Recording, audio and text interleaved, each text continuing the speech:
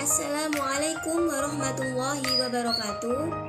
Innal hamdalillah nahmaduhu wa nasta'inuhu wa nastaghfiruh wa na'udzu billahi min syururi anfusina wa min sayyiati a'malina may yahdihillahu fala mudhillalah wa may yudlilhu fala hadiyalah. Asyhadu an la ilaha illallah wa asyhadu anna Muhammadan abduhu wa rasuluh. Perkenalkan, nama saya Putri Rahma Safira, IN 0702052151. Saya kelas E3 semester 1, program studi Ilmu Hadis, Fakultas Usuluddin dan Filsafat, UIN Sunan Ampel, Surabaya. Baik, di kali ini saya akan menjelaskan materi mengenai studi hukum Islam, yakni tugas akhir semester dari mata kuliah pengantar studi Islam. Mari kita simak materi berikut ini. Baik, untuk poin-poin yang akan dibahas pada materi kali ini, yang pertama yakni mengenai tentang apa itu hukum Islam. Yang kedua yakni syariah, pengertian syariah dan macam-macamnya. Yang ketiga yakni usul fiqh, pengertian dari fikih, mazhab, fatwa, dan qaul. Yang keempat yakni Islam sebagai norma, hukum, dan etika. Yang terakhir, pendekatan normatif dari studi Islam. Baik, untuk materi yang pertama yakni mengenai hukum Islam. Apa itu hukum Islam? Nah, hukum Islam adalah hukum yang bersumber dari Al-Quran dan As-Sunnah yang menjadi bagian dari agama Islam. Sebagai sistem hukum, ia memiliki beberapa istilah kunci yang harus diketahui terlebih dahulu. Tentunya harus diajarkan terlebih dahulu. Kadang akan membingungkan jika kita belum tahu persis bagaimana maknanya. Nah, pada studi hukum Islam kali ini, saya akan mengawali dan menjelaskan bagaimana Islam sebagai norma hukum dan etika serta pendekatan dalam studi Islam tersebut. Baik, materi yang selanjutnya yakni pengertian dari syariah. Menurut Dahlan, dalam bahasa Arab, makna dari etimologi dari kata syariah ialah jalan menuju aliran air atau jalan yang mesti dilalui atau aliran sungai. Dengan demikian, syariah dalam pengertian ini adalah wahyu Allah, baik dalam pengertian wahyu al-matlu yakni Al-Quran maupun dari pengertian wahyu ghairu matlu as-sunnah. Al-Quran menggunakan kata syariah untuk menunjukkan pengertian jalan, yakni jalan yang terang dan nyata untuk mengantarkan manusia kepada kesuksesan dunia dan akhirat. Syariah dalam literatur hukum Islam ada 3 pengertian. Yang pertama yakni syariah dalam arti hukum yang dapat berubah sepanjang masa. Yang kedua, syariah dalam arti hukum Islam yang baik tidak dapat berubah maupun dapat berubah sepanjang masa. Yang ketiga yakni syariah dalam pengertian hukum yang digali berdasarkan atas apa yang disebut istinbat, yakni Al-Quran dan As-Sunnah. Yang selanjutnya yakni pengertian dari usul fikih. Menurut Dahlan, di dalam buku besar Kamus Bahasa Indonesia ditemukan kata usuluddin atau ilmu usul, yang artinya pengetahuan mengenai pokok dasar hukum mengenai Al-Quran, Sunnah Nabi, dan ijma' serta qiyas. Usul fiqh merupakan kata majmuk yang berasal dari bahasa Arab, yakni usul al-fiqh. Kata tersebut dibentuk dari bahasa Arab, yaitu kata yang berarti usul dan fiqh, di mana makna masing-masing tersebut memiliki hubungan yang sangat erat.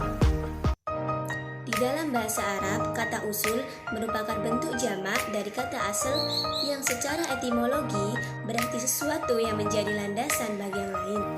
Nah, yang berikutnya yakni pengertian dari fikih itu sendiri. Pengertian fikih secara bahasa berarti faham yang bermakna mengetahui sesuatu dan memahaminya dengan baik.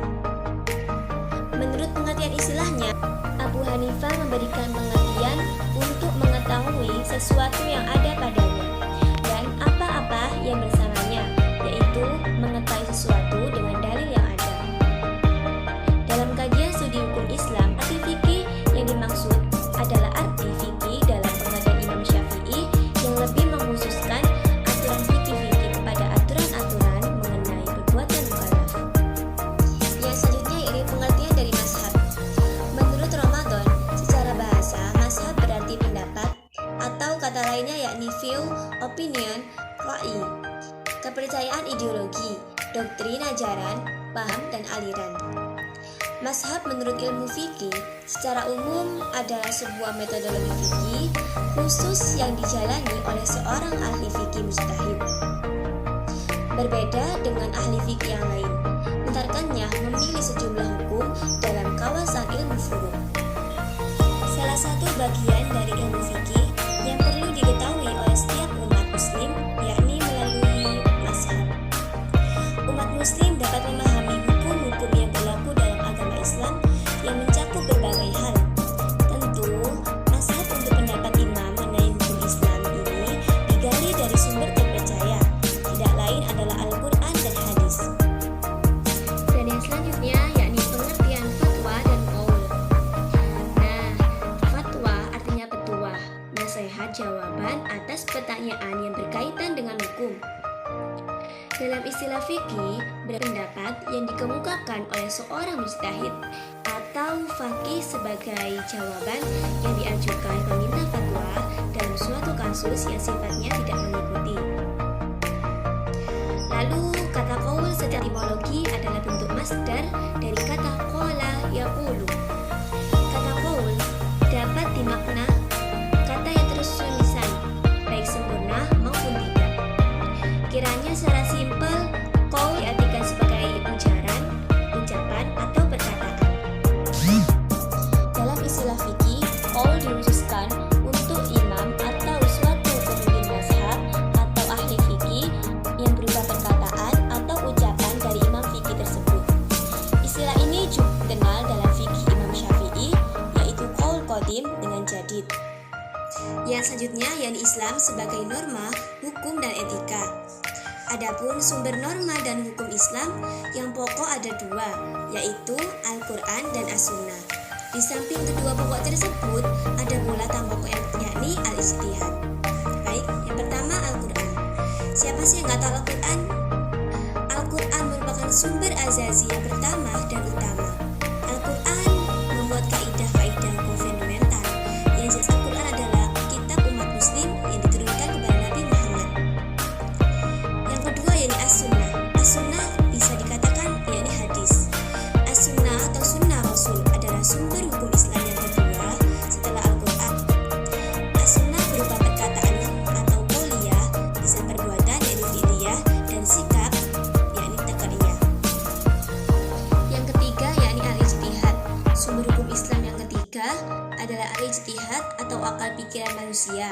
Syarat untuk berusaha dan berikhtiar dengan seluruh kemampuan yang ada padanya melalui kaidah hukum yang fundamental yang terdapat dalam Al-Quran dan As-Sunnah.